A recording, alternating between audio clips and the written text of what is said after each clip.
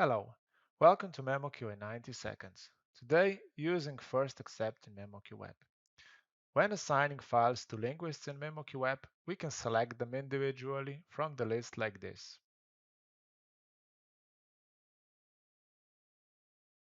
However, if we would like to assign files to a group of linguists and then let them decide who will take the task, we can use the FirstAccept feature.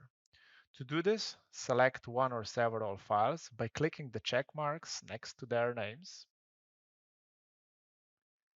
Then choose Advanced Assign. Select FirstAccept.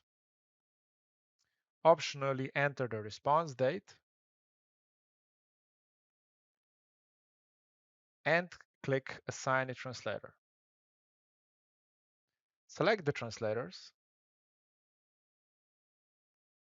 click Apply, and set the deadline. If needed, repeat the same steps for reviewers. Finally, click Change Assignments. Linguists will then see these tasks under My Tasks, where they can check the content of the files and either accept or reject the task by clicking one of the two icons on the right side. Thank you for watching.